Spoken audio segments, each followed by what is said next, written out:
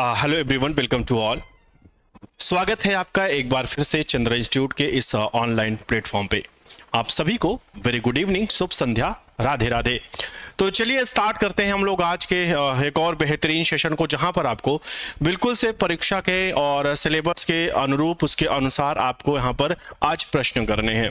आज कम से कम यहां पे आपको 40 प्रश्न मिलेंगे। ये 40 प्रश्न तो होंगे, लेकिन इसके साथ आपको कई सारी चीजें और जानकारी मिलेगी। एक प्रश्न के साथ कम से कम 3 प्रश्न आपको सीखने को मिलेगा। तो इस वीडियो को बिल्कुल अंत तक देखिएगा और कैसे आप लोग बताइएगा। सभी लोग इस वीडियो को क्या कहते हैं कि शेयर एंड लाइक अपने अपने अनुसार जरूर कर दीजिएगा। आइए दोस्तों देखते हैं आज के प्रश्नों के इस श्रृंखला में हम लोग क्वेश्चन नंबर पहला मैं चलता हूं। उसके पहले मैं बता दूं आपको 7 जुलाई का हमारा कैरियर ब्रांच में सुपर टेट का ऑफलाइन बैच है। 7 जुलाई से सीटेट का रामबाग जो है ब्रांच में ऑफलाइन बैच है। 7 जुलाई से रामबाग ब्रांच में ही सुपर टेट का ऑफलाइन जो है बैच है। और ये आपके स्क्रीन पर पहला प्रश्न है, बताइए इसका सही जवाब क्या हो जाएगा। लव पांडे, स्वागत है मेरे भाई, सभी का स्वागत और अभिनंदन करता हूं आज के इस क्लास में।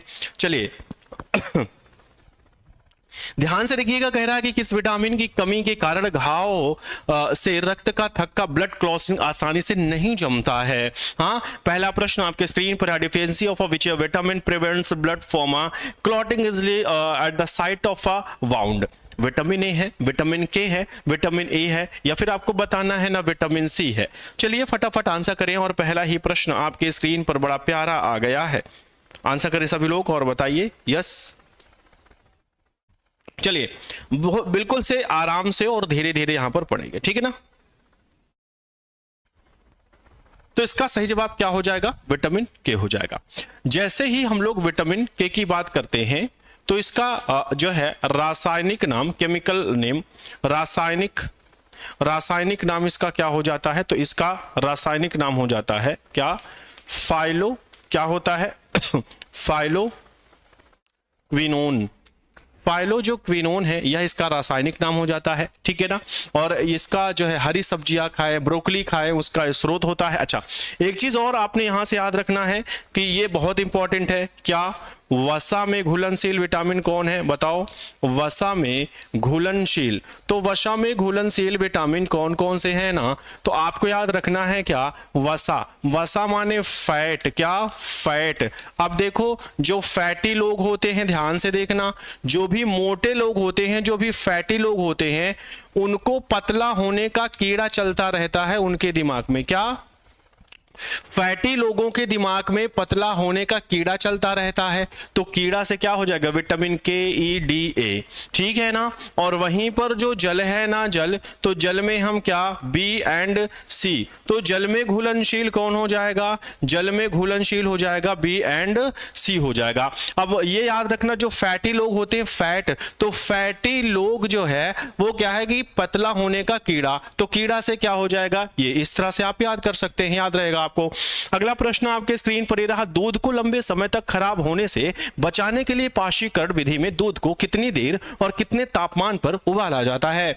आंसर करें। कह रहा कि जो है 62.8 डिग्री सेल्सियस 30 मिनट के लिए, 71 यहां पर 60 डिग्री सेल्सियस 5 मिनट के लिए, 100 डिग्री पर जो है 15 मिनट के लिए, 50 डिग्री पर 1 घंटे के लिए।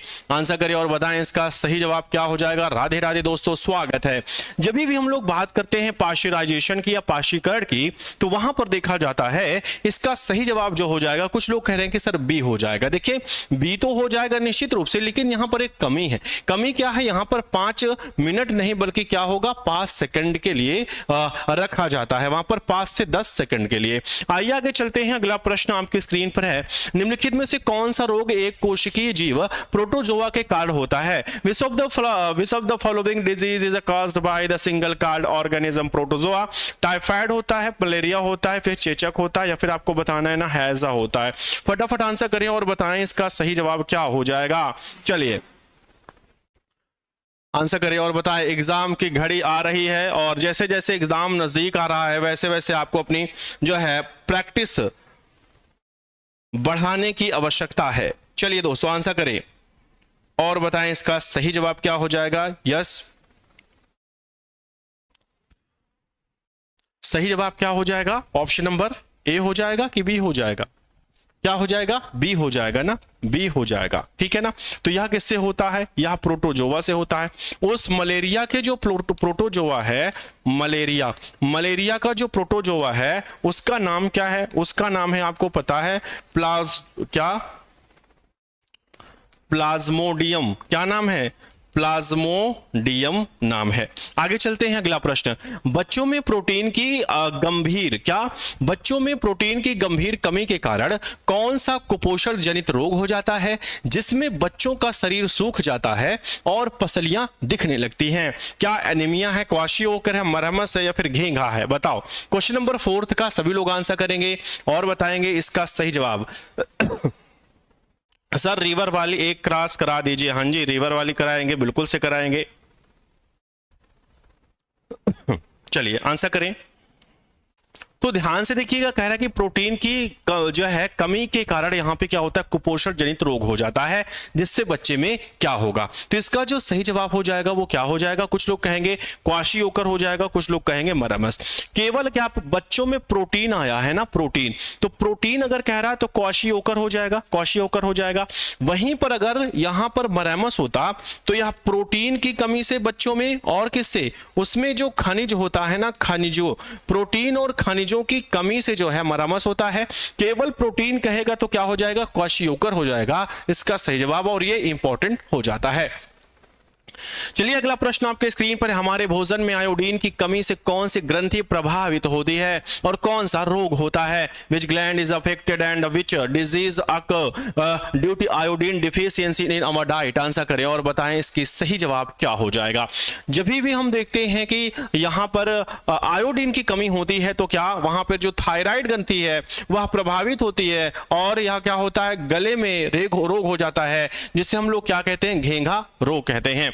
और इसी के कारण, इसी के प्रचार के कारण आज आप और हम लोग क्या कि वो आयोडीन वाला नमक खाने लगे हैं ना। अब हम जाते हैं और दुकान पे कहते हैं हमें वो आयोडीन वाला नमक दीजिए, राइट।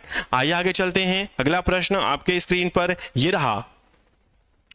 भारत के किस राज्य में अत्यधिक वर्षा के कारण ग्रामीण लोग अपने मकान जमीन से 10-12 फीट ऊंचे बांस के खंभों पर बनाते हैं? लद्दाख में, केरल में, या फिर आपको बताना है असम में या फिर राजस्थान में? आंसर करें और बताएं।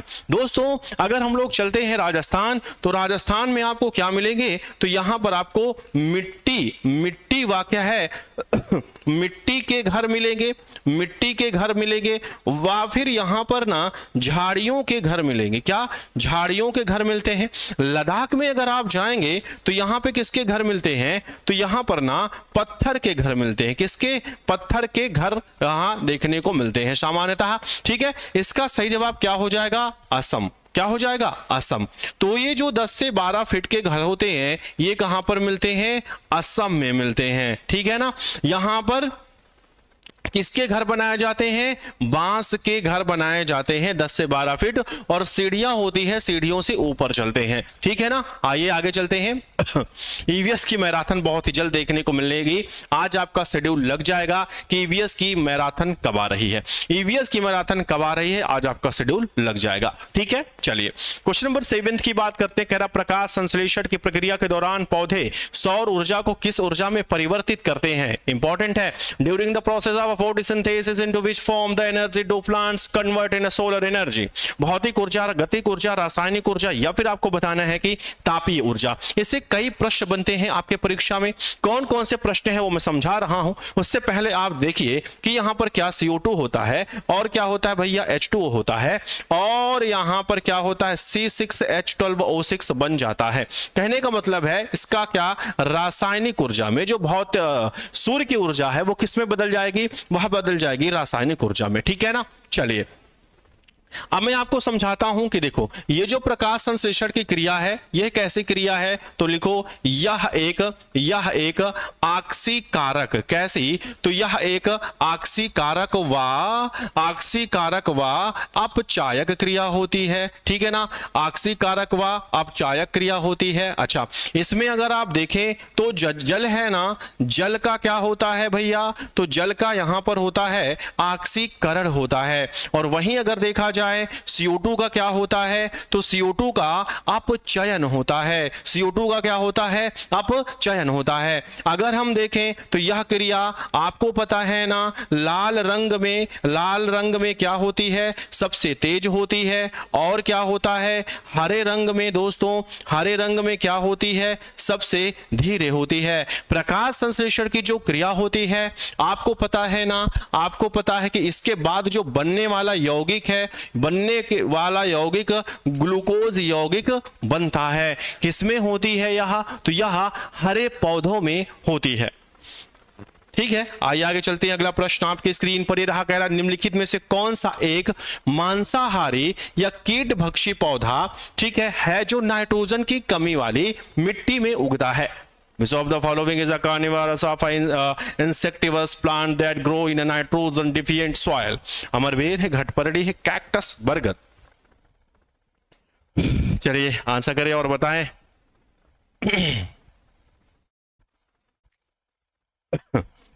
तो दोस्तों इसका जो है सही जवाब क्या हो जाएगा, फटाफट आंसर करें। Yes, very good. अपने अपने स्तर से एक बार वीडियो को लाइक एंड शेयर जरूर कर देंगे। ठीक है, क्या हुआ आज आपकी संख्या इतनी कम क्यों है, बताइए। आज आपकी संख्या इतनी कम क्यों है, एक सेकंड।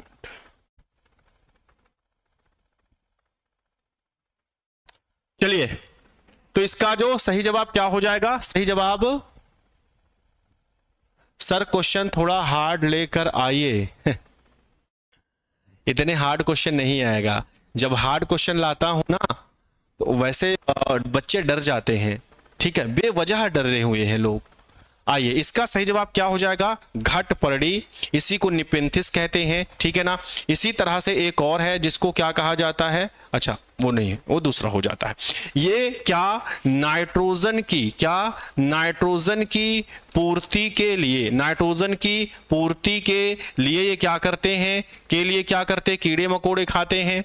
और इनका ये इस तरह से आप देखेंगे, जैसे यह हो जाता है, यहां से अपने मुख से जो इनका होता है वहां से ये क्या जीवों को आकर्षित करने के लिए, दोस्तों जीवों को आकर्षित करने के लिए क्या करते हैं, ये सुगंध निकालते हैं। क्या ये सुगंध निकालते हैं जिससे जीव आकर्षित हो जाते हैं, राइट। आइए आगे चलते हैं। अगला प्रश्न आपके स्क्रीन पर ये रहा, फटाफट बताइए। जंतु जगत में ब्लू व्हेल को किस वर्ग के अंतर्गत वर्गीकृत किया गया है, मत्स्य वर्ग, उभयचर, स्तनधारी, सरीसृप। बताओ इसका सही जवाब। क्वेश्चन नंबर 9 का क्या हो जाएगा, फटाफट आंसर करें और बताएं। यस, शार्क को किसके अंतर्गत हम रखेंगे, सॉरी ब्लू व्हेल को किसके अंतर्गत रखेंगे, बताइए। तो ब्लू व्हेल आपको लग रहा होगा कि भैया इसको हम सरीसृप में रख दें, यह एक मछली है, एग्जाम में आया हुआ प्रश्न है। और इसका जो सही जवाब है वो क्या हो जाएगा, वह हो जाएगा एक मैमल्स होता है, एक स्तनधारी होता है। सही जवाब क्या, ऑप्शन नंबर सी हो जाएगा। इंपॉर्टेंट प्रश्न है, ऐसे आते हुए प्रश्न आपके गलत होते हैं, ध्यान देना। अगला है, मरुस्थलीय क्षेत्रों में पाए जाने वाले पौधों की पत्तियां कांटों में क्यों बदल जाती है, वाष्पोत्सर्जन को कम करने के लिए, प्रकाश संश्लेषण तेज करने के लिए, या कीड़ों को आकर्षित करने के लिए, या पौधों को सुंदर बनाने के लिए। आपको पता है ना, यहां पर क्या, यहां पर उदाहरण के तौर पर एक पत्ती है। अब ये पत्ती थी, यही पत्ती धीरे से किसमें बदल गई, ये पत्ती धीरे धीरे कांटों में बदल जाती है। इसलिए क्योंकि यहां से वाष्पोत्सर्जन होता है, तो इस पौधे को लगता है कहीं ऐसा ना हो मेरे अंदर से पूरा जल निकल जाए और मैं सूख जाऊं, इसलिए वहां पर, कहां, मरुस्थलीय क्षेत्रों में क्या पाए जाते हैं, यहां कटीले पौधे पाए जाते हैं। क्या, कटीले पौधे पाए जाते हैं। जैसे आप जानते हैं ना दोस्तों, जैसे यहां पर आपको देखने को मिलेगा कैक्टस, यहां पर आपको देखने को मिलेगा नागफनी, ठीक है, यहीं पर आपको बहुत ज्यादा देखने को मिलता है क्या, बबूल। चलिए अब एक प्रश्न में यहां पर लिख रहा हूं, देखते हैं कौन उत्तर देता है। प्रश्न है, यूट्रिको यूट्रिकुलेरिया, यूट्रिकुलेरिया, यूट्री है ना, यूट्रिकुलेरिया पौधा भारत के किस वन क्षेत्र में पाया जाएगा? आपको बताना है इसका सही जवाब क्या हो जाएगा, किस वन क्षेत्र में पाया जाएगा। तो ऑप्शन नंबर ये है मेरे दोस्तों, क्या? सदाबहार वन। ध्यान से देखना, सदाबहार वन। दूसरा है ना यहाँ पर मानसूनी वन, मानसूनी वन। तीसरा है ना यहाँ पर क्या बताइएगा, शुष्क वन या मरुस्थलीय वन, शुष्क वन या मरुस्थलीय वन। चौथा है यहाँ पर ना आपको बताना है मैंग्रोव वन। क्या? Mangrove one. चलिए बताइए, यूट्रिकुलेरिया का पौधा, और मैं आपको कहूंगा कि ये आपके परीक्षा के लिए बहुत इंपॉर्टेंट हो जाता है। चलिए सभी लोग आंसर करें और बताएं ये कहां पाया जाएगा, यूट्रिकुलेरिया का पौधा कहां पाया जाएगा, आंसर करें। Very good. कुछ लोग कह रहे हैं कि सर सी, कुछ लोग कह रहे हैं कि बी हो जाएगा। चलो आंसर करो, यूट्रिकुलेरिया का पौधा कहां पाया जाएगा? यूट्रिकुलेरिया देखा है ना आप लोगों ने? ये क्या कहते हैं कि इसको क्या कहते हैं, क्षेत्रीय नाम में क्या कहते हैं, बताइए कमेंट करके। तो यूट्रिकुलेरिया पौधे में वो छोटे छोटे पीले कलर के फूल होते हैं, और ये बेसिकली कहाँ पाया जाता है? ये गर्म क्षेत्र में पाया जाता है, मरुस्थलीय क्षेत्र में पाया जाता है, शुष्क क्षेत्र में पाया जाता है। यूट्रिकुलेरिया बहुत इंपॉर्टेंट है, क्षेत्रीय नाम में इसको क्या बोलते हैं, कॉमेंट करके आप लोग बताइए, ठीक है। आइए आगे चलते हैं। अगला प्रश्न आपके स्क्रीन पर, वायुमंडल के किस परत में मौसम संबंधी सभी घटनाएं जैसे बादल बनना, वर्षा, बिजली कड़कना, तूफान। अब इसमें से भी प्रश्न देखने को आपको मिल सकते हैं। ये प्रश्न इसलिए लिया हूं ताकि आपका पूरा का पूरा क्या है, रिवीजन हो जाए। क्या? रिवीजन हो जाए, ठीक है ना। तो इसका जो सही जवाब हो जाएगा वो क्या, ट्रोपोस्फीयर हो जाएगा, क्षोभ मंडल। अब जैसे ही क्षोभ मंडल आया, पूरा खटाखट रिवीजन कर लो। क्षोभ मंडल आया ना भैया, तो इसकी ऊंचाई कितनी होती है, 6 से लेकर के कहां तक होती है, 50 किलोमीटर तक इसकी क्या होती है, बोलो हाइट होती है। यहां पर ना मौसमी घटनाएं आपने देखा। अच्छा, इसे और क्या कहते हैं, तो इसे परिवर्तन, या फिर क्या कहते हैं, इसी को संवहन मंडल कहते हैं, परिवर्तन या संवहन मंडल कहते हैं। यहां पर ना भारी गैसों, क्या, भारी गैसों की अधिकता होती है। अच्छा, एक चीज और मैं आपको कहूंगा कि यहां पर अगला प्रश्न मैं करवा रहा हूं। चलो, एक प्रश्न है, ध्यान से देखेंगे, प्रश्न क्या है, पारितंत्र, ऐसे लिखेंगे, प्राकृतिक पारितंत्र वायु। अभी लेटेस्ट ये प्रश्न बना है, ठीक है ना, लेटेस्ट प्रश्न एग्जाम में आया हुआ है। वायुमंडल की किस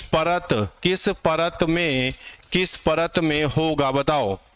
प्राकृतिक पारितंत्र वायुमंडल के किस परत में होगा? तो मैंने आपको पहला विकल्प दिया मेरे दोस्तों आयन मंडल, दूसरा विकल्प दिया दोस्तों समताप मंडल, तीसरा विकल्प है यहां पर बहिर्मंडल, और चौथा विकल्प है यहां पर क्या बताइएगा, चौथा विकल्प मान लो क्षोभ मंडल। बताइए इसका सही जवाब क्या हो जाएगा।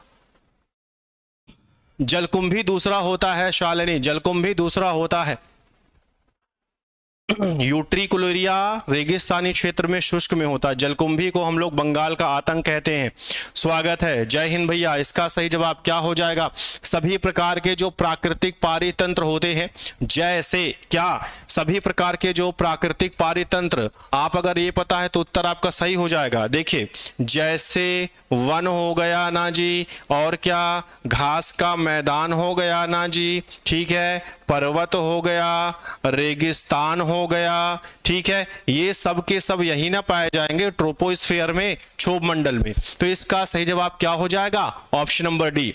अगला प्रश्न चलिए, अच्छा प्रश्न है ये भी।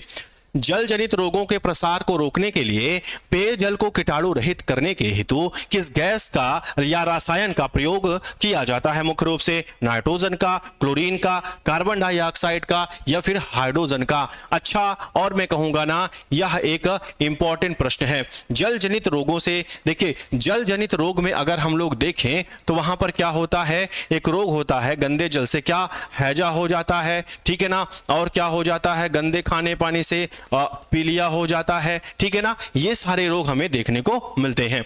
अब आपको बताना है कि जल को शुद्ध कैसे किया जाता है। तो जल को शुद्ध करने के लिए एक गैस का प्रयोग करते हैं, उसे हम लोग क्या कहते हैं, उसे क्लोरीन गैस कहते हैं। क्या कहते हैं? क्लोरीन गैस कहते हैं। ठीक है, आइए आगे चलते हैं। अगला प्रश्न आपके स्क्रीन पर ये रहा, वायुमंडल में पाए जाने वाली गैसों में नाइट्रोजन और ऑक्सीजन का संयुक्त प्रतिशत लगभग कितना होता है?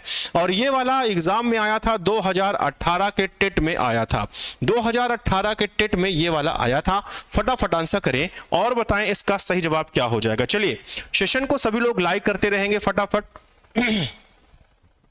तो वायुमंडल की कौन सी दो गैसें, क्या नाइट्रोजन और अगर हम लोग किसको मिला दें, ऑक्सीजन को मिला लें, तो प्रतिशत कितना हो जाएगा? 99, क्योंकि यू नो ऑल गाइस कि नाइट्रोजन 78% है और वहां पर ऑक्सीजन कितना है, 21% है। इन दोनों को मिलाएंगे तो 90, इतनी गणित मुझे भी आती है। ठीक है, आइए आगे चलते हैं, अगला प्रश्न देखेंगे। जलचक्र के दौरान जब जलवाष्प ठंडा होकर पुनः द्रवों में बदलता है तो इस प्रक्रिया को क्या कहते हैं? During the water cycle when water vapour cools and turn it back into a liquid droplets, what is this process called? वाष्पीकरण कहते हैं, संघनन, अवक्षेपण कहते हैं, या फिर आपको बताता है अंतःस्यंदन कहते हैं। इसका सही जवाब क्या हो जाएगा? Question number 14। क्वेश्चन नंबर 14 की तरफ जब हम लोग चलेंगे तो इसका सही जवाब क्या, कंडेंसेशन हो जाएगा, संघनन हो जाएगा ना जी। क्या हो जाएगा? संघनन हो जाएगा ना। मैंने कहा कि यहां पर आप देखोगे ये क्या है, ये है वाटर रिसोर्स, यहां पर क्या है, ये है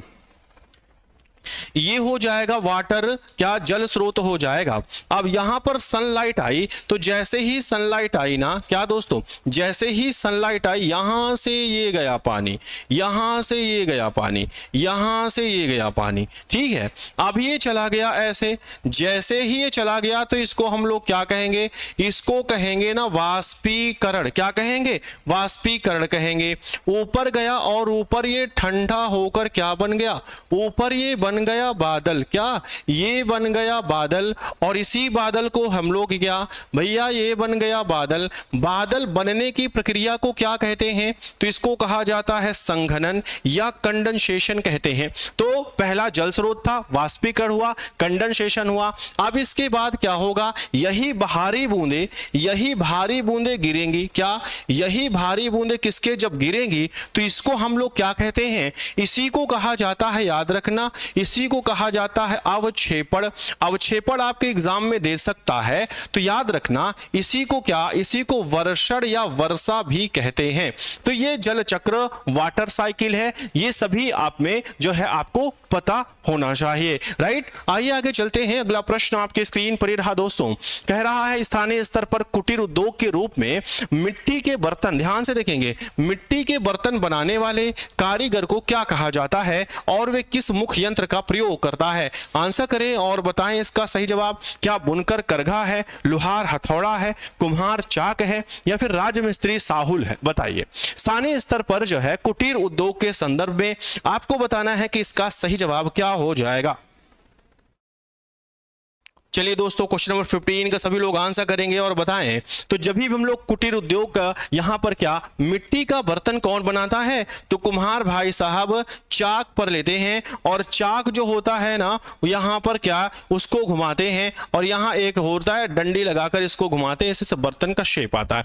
बुनकर ये क्या है कि कपड़ा बुनने का काम करते हैं, लोहार हो गया लोहे का काम, राजमिस्त्री जो घर वगैरह बनाते हैं वो हो जाएंगे। अगला प्रश्न है, उत्तर प्रदेश का एकमात्र राष्ट्रीय उद्यान कौन सा या किस जिले में है? सबको पता है, दुधवा नेशनल पार्क लखीमपुर खीरी होगा, चंद्रप्रभा चंदौली होगा, या फिर नवाबगंज पक्षी विहार उन्नाव होगा, जिम कार्बेट क्या हो जाएगा, नैनीताल या फिर उत्तराखंड? ये क्या हो जाएगा भैया, तो यह हो जाएगा उत्तराखंड में हो जाएगा। उत्तर प्रदेश का एकमात्र क्या हो जाएगा, ये नेशनल पार्क है दुधवा नेशनल पार्क। क्या? Dudhwa national park. इसका सही जवाब क्या हो जाएगा? ए। ठीक है ना। हाँ, आज के जैसे प्रश्न आएगा तो सब उड़ा देंगे, ऐसे ही प्रश्न आएगा, ठीक है, ऐसे ही प्रश्न दिखेगा। क्वेश्चन नंबर 17, क्षेत्रफल की दृष्टि से भारत विश्व में कौन से स्थान पर है और इसकी स्थानीय सीमा कितने देशों से लगती है? पांचवा 6 देश, छठा 8 देश, सातवां 7 देश, या फिर आपको बताना कि दूसरा 9 देश। भारत क्षेत्रफल के आधार पर विश्व का कौन से नंबर पे आता है? आंसर करें और बताएं इसका सही जवाब क्या हो जाएगा। चलिए मैं आपको थोड़ा सा दिखाने का प्रयास करता हूं, तो क्या हो जाएगा, रूस, कनाडा, रूस हो गया, कनाडा हो गया, ठीक है। उसके बाद क्या हो जाएगा, चीन हो जाएगा, फिर क्या हो जाएगा, यूएसए हो जाएगा, ठीक है ना, यूएसए हो जाएगा, ब्राजील हो जाएगा, ब्राजील हो जाएगा, और क्या हो जाएगा जी, ऑस्ट्रेलिया हो जाएगा, ऑस्ट्रेलिया हो जाएगा, और अपना प्यारा भारत हो जाएगा। तो 1 2 3 4 5 6 7, सातवां और क्या हो जाएगा, 7 देश। भारत कितने देशों के साथ सीमा साझा करता है, ये भी इंपॉर्टेंट है, ये भी पूछ सकता है। अब ध्यान से देखेंगे सही जवाब क्या हो जाएगा कि भारत कितने देशों के साथ सीमा साझा करता है। तो भारत कितने देशों के साथ सीमा साझा करता है, अब इसके लिए तो आपको मैपिंग थोड़ा सा समझना चाहिए, या मैपिंग आपको आना चाहिए, ठीक है, मैपिंग आपको आना चाहिए। नहीं आ रहा है तो आपको कम से कम पता होना चाहिए कि भारत के ऐसे कौन से पड़ोसी देश हैं जिससे भारत सीमा साझा करता है। अब देखिए भैया, ये भारत हो गया, तो सबसे पहले हम चलेंगे, ये क्या है, नापाक वैसे है लेकिन लिख देते हैं पाकिस्तान 1, फिर क्या हो जाएगा, अफगानिस्तान, क्या भैया, अफगानिस्तान 2 हो जाएगा, यहां पर चीनवा हो गया, यहां पर क्या हो गया, नेपाल हो जाएगा, यहां पर आप देखेंगे भूटान हो जाएगा, ये क्या हो जाएगा, ये हो जाएगा बांग्लादेश हो जाएगा, बांग्लादेश, इधर आओगे म्यांमार हो जाएगा, क्या, म्यांमार। स्थलीय सीमा देखो कितने देश हो गए, 1 2 और क्या हो जाएगा, 3 4 5 6 और ये 7, तो 7 देशों के साथ भारत स्थलीय सीमा साझा करता है। लेकिन याद रखना, बांग्लादेश के साथ भारत की सबसे लंबी सीमा रेखा है, सबसे लंबी कितना, तो 40-96 किलोमीटर साझा करता है। अफगानिस्तान के साथ याद रखना सबसे छोटी, क्या भैया, सबसे छोटी सीमा रेखा, तो सबसे छोटी सीमा रेखा भारत की किसके साथ है, अफगानिस्तान के साथ, 106 किलोमीटर। तो ये 7 स्थलीय सीमा भारत के साझा करते हैं, राइट। आइए आगे चलते हैं, अगला प्रश्न आपके स्क्रीन पर ये रहा, ध्यान से देखेंगे। कह रहा है उत्तर प्रदेश के किस जिले में समस्तपुर पक्षी विहार है, बताइए। उत्तर प्रदेश के किस जिले में है, तो बलिया में है, कन्नौज। कन्नौज में याद रखना कौन सा है, तो लाख बहोशी, क्या, लाख बहोशी पक्षी विहार कहाँ है, ये कन्नौज में है। और यह उत्तर प्रदेश का अगर देखा जाए पक्षी विहार अभ्यारण्य में तो सबसे बड़ा माना जाता है। रायबरेली या फिर हरदोई, देखिए हरदोई में क्या है, हरदोई में आपको पता है कि हाँ सैंडी पक्षी विहार है, क्या है, सैंडी पक्षी विहार है। और इसका सही जवाब क्या, रायबरेली। रायबरेली में क्या हो जाएगा, समस्त पक्षी विहार हो जाएगा, ठीक है ना। चलिए आगे चलते हैं, इसी तरह से आप देखेंगे अगला प्रश्न, क्वेश्चन नंबर 19, दक्षिण भारत की सबसे ऊंची चोटी कौन है जो पश्चिमी घाट पर्वत का हिस्सा भी है, डोडा बेट्टा, अनाईमुदी, महेंद्रगिरी, या फिर आपको बताना है केटू। देखो इसकी जो ऊंचाई है वो कितनी है, वह है 26 और क्या है कि भैया 37 मीटर। इसकी ऊंचाई कितनी है, तो 2695 मीटर। इसकी ऊंचाई कितनी है, तो लगभग 1680 किलोमीटर है, 80 मीटर है। K2 की है क्या, 8611 मीटर हो जाएगा, ठीक है ना। इसमें आप लिखेंगे K2 में यह क्या है, तो यह भारत की सबसे ऊंची चोटी, भारत की सबसे ऊंची चोटी किसे कहते हैं, तो यह क्या हो जाएगा, K2 हो जाएगा। K2 को ही आप लोग और किस नाम से जानते हैं, तो इसे ही क्या कहा जाता है, इसे ही क्या भैया कहते हैं, इसे गार्डविन और क्या कहते हैं, ऑस्टिन कहते हैं। सही जवाब क्या हो जाएगा? अनाईमुदी हो जाएगा। और यह किसका भाग है? तो यह अन्नामलाई, किसका? अन्नामलाई पहाड़ी का भाग हो जाती है क्या? अनाईमुदी। दक्षिण में भी है और कहां पर है? यह पश्चिम में भी है। अगर इस तरह से देखा जाए तो ये कहां है? ये यहां पर है, पश्चिमी घाट में भी है और ये दक्षिण भारत की भी ऊंची चोटी हो जाती है। इसी को हम लोग क्या कहते हैं? अनाईमुदी कहते हैं। राइट, आगे चलते हैं, अगला प्रश्न देखेंगे। उत्तर प्रदेश की मुख्य नगदी फसल कौन सी है जिसके उत्पादन में राज्य का देश प्रथम है? Which is the main cash crop of Uttar Pradesh in production of which the state rank first in country? गेहूं है, धान है, गन्ना है, या फिर आपको बताना है कि कपास? फटाफट आंसर करें। बताइए। जी हाँ, पवन सर की कल मैराथन है, पवन सर की कल मैराथन होगी मैथ की। ठीक है, तो चलिए इसका सही जवाब देखेंगे। उत्तर प्रदेश की कौन सी? देखिए वैसे नगदी फसल की बात कर रहा है, अगर हम लोग देखें तो ये रबी की फसल है। क्या भैया? ये रबी की फसल होती है और उत्तर प्रदेश इसमें भी क्या है? फर्स्ट है। लेकिन प्रति हेक्टेयर अगर जाएंगे तो क्या हो जाएगा? पंजाब हो जाएगा। ठीक है ना। अगर इसमें हम जाएंगे प्रति हेक्टेयर के हिसाब से तो प्रति हेक्टेयर के हिसाब से कौन? पंजाब हो जाएगा। धान कौन सी है? तो धान खरीफ की फसल है, खरीफ की फसल है। इसका सही जवाब क्या हो जाएगा? इसका सही जवाब हो जाएगा क्या? गन्ना। अब गन्ना से अगर हम लोग बात करें ना, गन्ना से अगर हम लोग बात करें तो गन्ना और धान की अगर बात किया जाए ना तो इसी से आजकल क्या बनाया जा रहा है? इथेनॉल प्राप्त किया जा रहा है। इसी से क्या? इथेनॉल प्राप्त किया जा रहा है। और मैं आपको एक चीज बता दूं, एक नंबर में आउट करवा रहा हूं, ठीक है ना। एक नंबर मैं आपके लिए पेपर आउट करवा रहा हूं यहां पर। एक नंबर क्या? तो ये मेरा गेस कहता है कि यह आपके एग्जाम में आएगा, वेरी इंपॉर्टेंट है। इथेनॉल वाला आएगा तो आएगा ही, याद रखना। ये पूछ सकता है कि इथेनॉल किससे प्राप्त किया जाता है, इथेनॉल किससे प्राप्त करने वाली कौन कौन सी यहां पर फसल है, ठीक है ना। अभी पेट्रोल में क्या मिलाया जा रहा है, इस तरह से प्रश्न पूछ सकता है। ठीक है, आइए आगे चलते हैं। अगला प्रश्न आपके स्क्रीन पर ये रहा, कह रहा है कि भारतीय संविधान के किस अनुच्छेद में पर्यावरण के संरक्षण तथा संवर्धन तथा वन्य जीवों की रक्षा का निर्देश राज्य को दिया गया है? बहुत बढ़िया। क्या अनुच्छेद 21 है, अनुच्छेद 40 है, अनुच्छेद 48 ए है, या फिर अनुच्छेद 51 ए है? बताइए इसका सही जवाब क्या हो जाएगा। चलिए, तो यहां पर अगर देखा जाए अनुच्छेद 21 में क्या है, क्या पढ़ाया था? इसमें है जीवन जीने का अधिकार, अर्थात प्राण व दैहिक स्वतंत्रता। प्राण व दैहिक स्वतंत्रता की जब हम बात करते हैं तो अनुच्छेद 21 में आता है। अनुच्छेद 40 में क्या बताया था? तो इसमें ग्राम पंचायत या ग्राम सभा का गठन की बात कही गई है। अनुच्छेद 48 ए इसका बिल्कुल से सही जवाब हो जाएगा। 51 की बात करें तो इसमें जो है पर्यावरण का संरक्षण या संवर्धन करना क्या बताया गया है? नागरिकों का क्या बताया गया है? यहां पर मौलिक कर्तव्य बताया गया है। किसका बताया गया है? नागरिकों का मौलिक कर्तव्य बताया गया है। अगला प्रश्न है, भारतीय संविधान सभा की प्रारूप समिति के अध्यक्ष कौन थे? डॉक्टर राजेंद्र प्रसाद, जो है डॉक्टर भीमराव अंबेडकर, जवाहरलाल नेहरू, सच्चिदानंद सिन्हा? बताएं। तो यहां पर देखेंगे जो ये भाई साहब है बापूजी, ये क्या रहते हैं?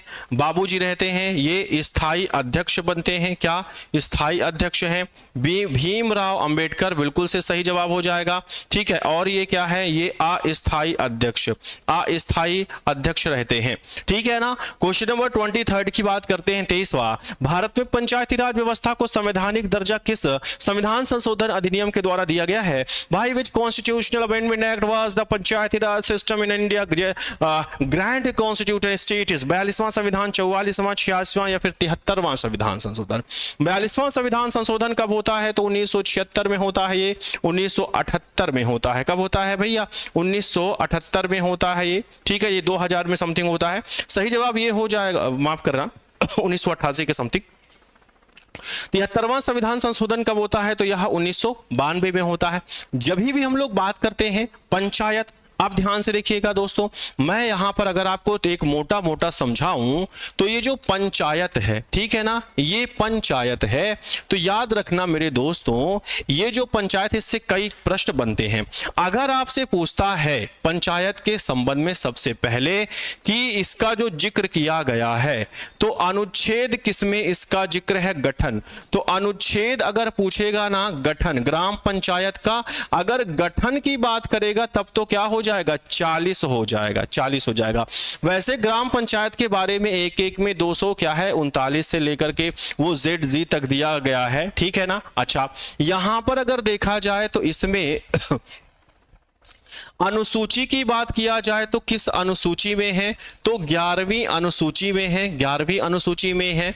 और कौन सा संविधान संशोधन हुआ, ठीक है ना, तो कौन सा संविधान संशोधन हुआ, इससे प्रश्न बनता है। तो याद रखना 73वां संविधान संशोधन 1992 में हुआ, इसको संविधान का भाग माना गया, ठीक है ना। अच्छा, अगर इसका जिक्र किया जाए संविधान के किस भाग में इसका जिक्र है, तो भाग 9 में इसका जिक्र किया जाता है। अच्छा, आगे चलते हैं। अगर हम लोग देखें तो भारत में कितने स्तरीय है? तो भारत में कितने स्तरीय है? तो त्रिस्तरीय। क्या भैया? त्रिस्तरीय पंचायत की व्यवस्था है, त्रिस्तरीय पंचायत की अपने देश में व्यवस्था है, ठीक है ना, व्यवस्था है। त्रिस्तरीय के बारे में किसने बताया था सबसे पहले? तो सबसे पहले जो बताया था वो बलवंत राय मेहता साहब ने बताया था, और ये कब बताया था? 1957 में। इसका जो पहला प्रयोग किया गया ना जी, इसका पहला सफल प्रयोग जो किया गया वो किया गया कब बताइएगा? 2 अक्टूबर 1959 को। कहां पर? तो राजस्थान के नागौर जिले में, राजस्थान के नागौर जिले में इसका सबसे पहले प्रयोग किया जाता है। स्क्रीनशॉट ले लेना, ये बहुत इंपॉर्टेंट है, ठीक है ना। अगर हम लोग पंचायत की और बात करते हैं तो ये क्या लगाता है, इसमें कितने विषय हैं? तो इसमें कुल विषय की संख्या कितनी हो जाती है? तो 29 हो जाती है। ये कुछ चीजों पर क्या है कि कर लगाता है, कुछ चीजों पर कर लगाता है। जैसे ये किस पे कर लगाता है? बाजार पे कर लगाता है, ठीक है ना। मेला होता है, मेला पर कर लगाता है, तो बाजार और मेले पर ये कर लगाता है। स्थानीय अगर कोई कार्यक्रम हो, स्थानीय अगर कोई कार्यक्रम हो तो उस पे भी ये कर लगाता है। जो ग्राम सभा या ग्राम पंचायत होता है, जो ग्राम सभा या ग्राम पंचायत होता है, इसका मुखिया कौन? ग्राम प्रधान होता है। हर गांव में एक ग्राम सचिव होता है, हर गांव में एक ग्राम सचिव होता है। अगर हम देखें ना, इसका जो मुखिया है ना भैया, इसका जो मुखिया है वो कौन होता है? प्रधान होता है, प्रधान होता है। अच्छा, यह इसका कार्यकाल कितना होता है? तो 5 वर्ष तक होता है। हालांकि इसको डीएम क्या है वो बढ़ा सकते हैं आगे सरकार के उससे अनुमति से। हर गांव में एक कौन होगा? हर गांव में एक सचिव होगा, हर गांव में एक सचिव होगा। तो इसका स्क्रीनशॉट आप सभी लोग ले लीजिए, फिर हम लोग आगे चलते हैं। आइए आगे चले। अगला प्रश्न ये रहा, हमारे मूल कर्तव्य फंडामेंटल ड्यूटीज के अंतर्गत प्रत्येक नागरिक का यह कर्तव्य होगा कि वह प्राकृतिक पर्यावरण की रक्षा करे। यह किस अनुच्छेद में वर्णित किया गया है? Under our fundamental duties it is the duty of every citizen to protect the natural environment. In which article is this started? अनुच्छेद 51G में है, अनुच्छेद 19 में है, अनुच्छेद 32 में है, अनुच्छेद 45 में है। आंसर करें और बताएं इसका सही जवाब क्या हो जाएगा। चलिए सभी लोग फटाफट आंसर करते रहे और बताइए इसका सही जवाब क्या होगा। Very good. चलिए एक बार सभी लोग सेशन को लाइक करें। संख्या आज आपकी रुक रही है, क्लास रुक के चल रही क्या? ओके, एक सेकंड।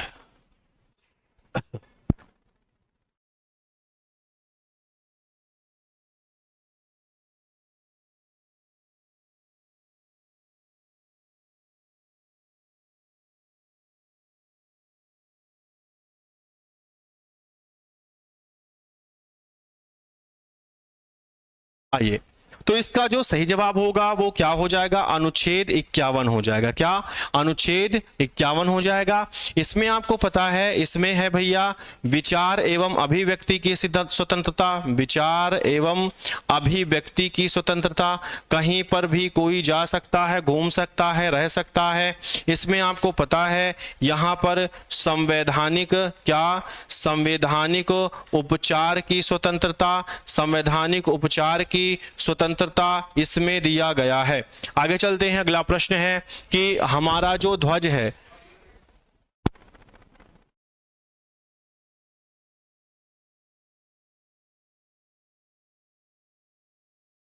आइए, भारत के राष्ट्रीय ध्वज तिरंगे के मध्य में स्थित 24 तीलियां। अब देखो तिरंगे में कितनी तीलियां हैं, खुद बता दिया। 24 तीली वाले चक्र का रंग कैसा होता है और इसका अनुपात क्या होता है? गहरा नीला 3.3:2 होता है, काला 2.2:3 होता है, हल्का नीला 1:2 होता है, या फिर आपको बताना है क्या, समुद्री हरा 4.4:3 होता है। ठीक है ना। लव पांडे बहुत धन्यवाद भाई। इंपॉर्टेंट 25 का आंसर करें और बताएं इसका जो सही जवाब है वह क्या हो जाएगा। चलिए आंसर करें। अभी सही है।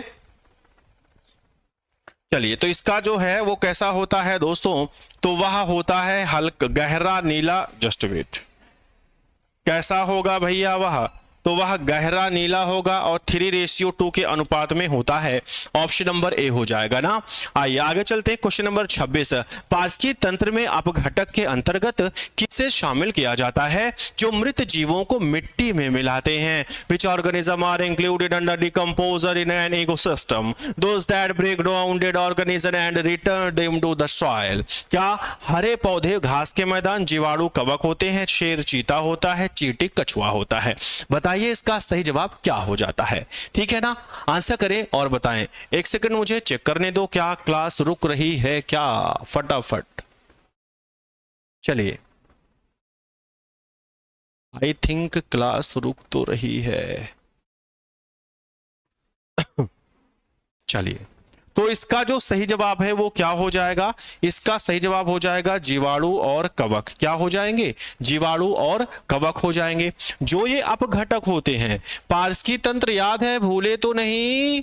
1935 में किसने बताया था इसके बारे में? एजी टॉन्सले ने बताया था ना।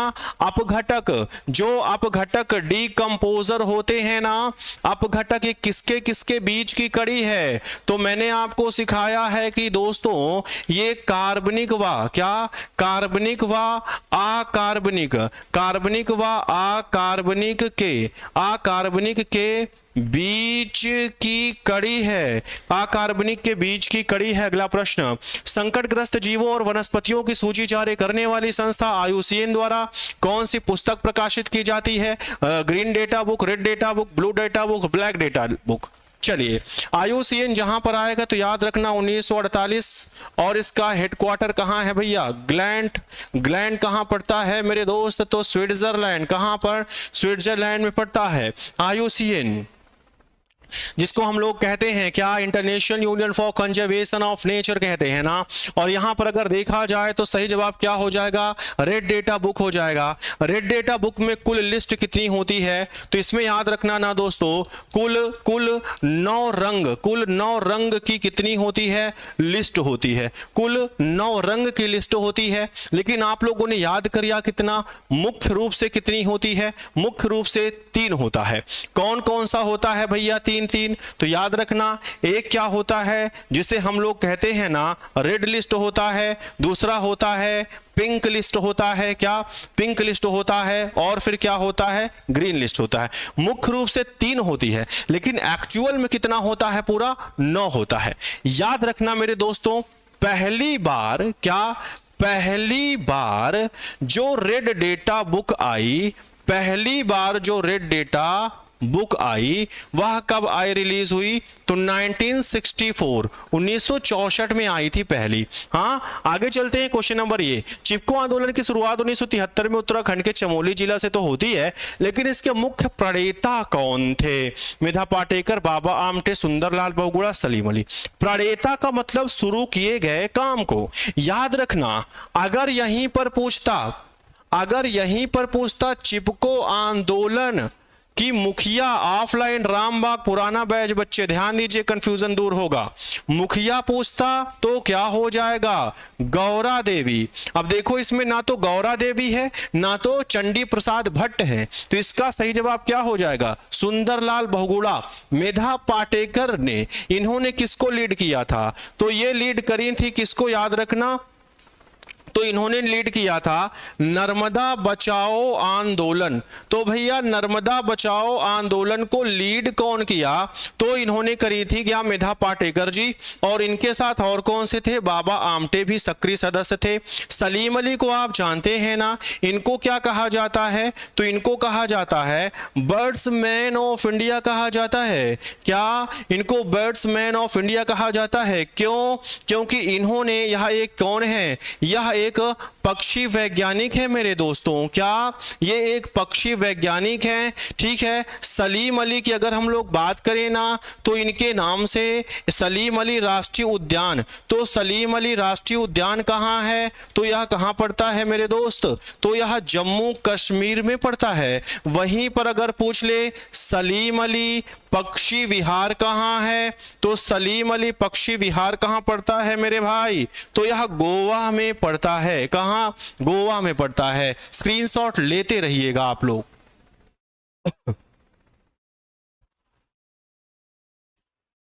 आइए आगे चलते हैं।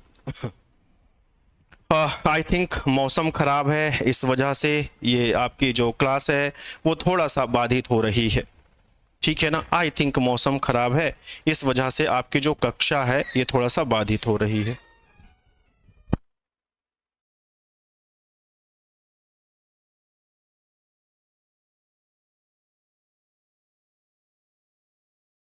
आइए, अंतर्राष्ट्रीय ओजोन परत संरक्षण दिवस कब मनाया जाता है मेरे दोस्तों? आपको बताना है। इसका सही जवाब क्या हो जाएगा?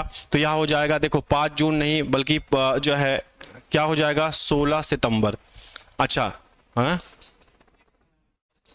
इसको मनाने की जो घोषणा, मुझे सुन या देख पा रहे हो? और मैं अभी आप लोग को लाइव दिख रहा हूं क्या? लाइव दिख रहा हूं मुझे, आप देख या सुन पा रहे हैं? आइए। तो भैया 11 जुलाई को क्या मनाया जाता है? हम दो हमारे दो नहीं, हम दो हमारे पता नहीं ना, जनसंख्या दिवस। इसीलिए तो जनसंख्या बढ़ती जा रही है। हम दो हमारे पता नहीं कितने होंगे, ठीक है, ईश्वर की माया है, तो जनसंख्या दिवस। आइए आगे चलते हैं। क्या अम्ल वर्षा के लिए मुख्य रूप से कौन सी गैस उत्तरदायी है जो कारखानों के निकलती है? आप देखो, आपको बताना है। इसका सही जवाब क्या हो जाएगा? Carbon monoxide. देखो यह किसके लिए जिम्मेदार है? तो यह वायु प्रदूषण, सबसे ज्यादा वायु प्रदूषक है। इसे ही हम लोग क्या कहते हैं? इसे ही दम घोटू गैस कहते हैं। क्या कहते हैं? इसे ही दम घोटू गैस कहते हैं। सही जवाब SO2 और NO2 हो जाएगा। सही जवाब क्या हो जाएगा? SO2 और NO2 हो जाएगा। आइए आगे चलते हैं। आगे कह रहा कि उत्तर प्रदेश के किस शहर में प्रतिवर्ष विश्व प्रसिद्ध नौचंदी मेला आयोजित किया जाता है जो सांप्रदायिक सौहार्द का प्रतीक है? ध्यान से देंगे ना दोस्तों। क्या?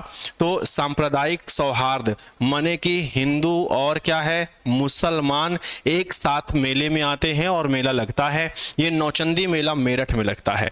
देख लेना कुछ दिन बाद जो है ये जो नेता है ना इस देश के, वो नेता इसे भी क्या है, विक्षिप्त कर देंगे और यहां पर भी दंगा वंगा हो जाएगा, विवाद करवा देंगे। खैर हमें उससे क्या, हम तो चलते हैं आगरा, और आगरा में कुछ मेला लगता है जिसको कहते हैं ना बटेश्वर मेला। क्या भैया? बटेश्वर मेला। ये उत्तर प्रदेश का सबसे बड़ा पशु मेला है बटेश्वर मेला। इसी आगरा में लगता है, क्या बताइएगा? कैलाश मेला लगता है। यहीं पर आपको पता है ना राम बारात लगती है, और यहीं पर क्या आता है? ताज उत्सव होता है। और यहीं पर क्या आता है? झूले झूले लाल, क्या यहाँ पर झूले लाल, क्या झूले लाल मेला भी कहाँ, आगरा में होता है। अपने प्रयागराज में आप चलोगे तो देखो हर 12 वर्ष में, क्या अपने प्रयागराज में हर 12 वर्ष में कुंभ का आयोजन होता है, उसमें आप जो है आनंद लीजिए। फिर अर्ध कुंभ होता है, उसमें आनंद लीजिए। फिर हर वर्ष उसी संगम तट पर माघ मेला होता है, क्या होता है, माघ मेला होता है। ये 12 वर्ष पर जाएं, ये 6 वर्ष पर आए, और मुझसे मिलना है तो हर वर्ष माघ मेला आए, ठीक है, हर वर्ष आए, ठीक है। गोरखपुर में क्या होता है भैया, तो यहाँ पर खिचड़ी मेला होता है, क्या होता है गोरखपुर में, तो यहाँ खिचड़ी मेला होता है, ठीक है।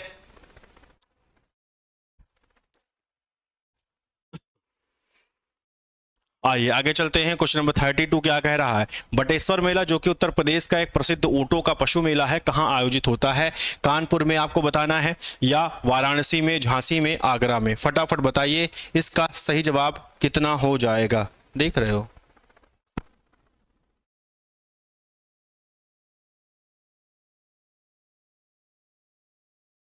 ये तो कानपुर में देखिए यहाँ पर क्या लगता है, यहाँ पर एक तो लगता है ना गंगा घाट, क्या गंगा घाट मेला लगता है, ये कानपुर में गंगा बैराज पे लगता है।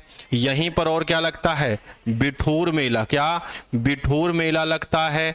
और कानपुर के एक मकनपुर पड़ता है ना, मकनपुर, और ये मकनपुर कहाँ, ये बिल्हौर पड़ता है, बिल्हौर, तो बिल्हौर में ये लगता है, ठीक है।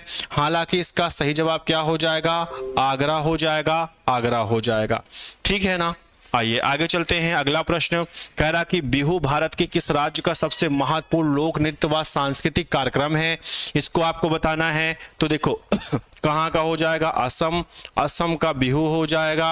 यहीं पर क्या होता है, कली गोपाल होता है, क्या होता है, कली गोपाल होता है, ठीक है। हाँ, चमड़ा और उद्योग के लिए प्रसिद्ध है कानपुर। उत्तर प्रदेश के किस में लठमार होली का भव्य आयोजन किया जाता है, अयोध्या में, बरसाना, मथुरा, चित्रकूट में, या फिर वाराणसी में, बताइए इसका सही जवाब क्या हो जाएगा। तो लठमार होली बरसाना, मथुरा में देखने को मिलता है, ठीक है ना। कहां पर, बरसाना, मथुरा में देखने को मिलता है। यहां पर आपको क्या देखने को मिलेगा, तो देव दिवाली, क्या देव दीपावली कहाँ देखने को मिलेगी, तो यह आपको जो है वाराणसी में देखने को मिलेगी। आगे चलते हैं। अगला प्रश्न, बिहार में लगने वाला सोनपुर मेला पूरे एशिया में किस लिए प्रसिद्ध है, सबसे बड़ा कपड़ा का है, सबसे बड़ा पशु मेला, हस्तशिल्प प्रदर्शनी और धार्मिक। तो सोनपुर बिहार में एक मेला लगता है, और यह मेला कहाँ लगता है दोस्तों, तो सोनपुर में जो ये मेला लगता है ये गंगा नदी और किसके, गंडक नदी, गंगा और गंडक नदी के संगम पर लगने वाला एशियाज लार्जेस्ट कैटल फेयर है, एशिया का सबसे बड़ा पशु मेला है, एशिया का सबसे बड़ा पशु मेला है। और क्या हो जाएगा, इसका सही जवाब बी हो जाएगा, ठीक है। तो चलिए दोस्तों, आज के लिए इतना ही। जरूर बताइएगा कि जो है आज की क्लास और मेरा प्रयास कैसा लगा। एक बार सभी लोग सेशन को लाइक जरूर कर देंगे। और अभी थोड़ी देर पहले मैं चर्चा कर रहा था मैराथन क्लास की, तो कल पवन सर की मैराथन क्लास है, जो हमारा किस पे है, तो जो हमारा दूसरा चैनल है TET exam by Chandra institute, क्या हमारा जो दूसरा चैनल है TET exam by Chandra institute, वहां पर कल मैथ की महामैराथन लगी हुई है। शाम को 4 बजे कल आप आ जाएंगे, और शाम को 4 बजे से कम 10-11 बजे तक आप मैथ की क्लास पढ़ेंगे, ठीक है। और मेरी मैराथन क्लास के लिए आप इंतजार करिए, बहुत ही जल्द, आज ही शायद शेड्यूल हो जाए ईवीएस की महामैराथन। यहां पर आप देखिए लिंक लगा है चैट बॉक्स में, सब लोग जाएं और पवन सर की मैथ की क्लास को खटाखट लाइक कर दें, ठीक है। मिलते हैं परसों, क्योंकि कल आप मैथ पढ़ेंगे। Thank you everyone.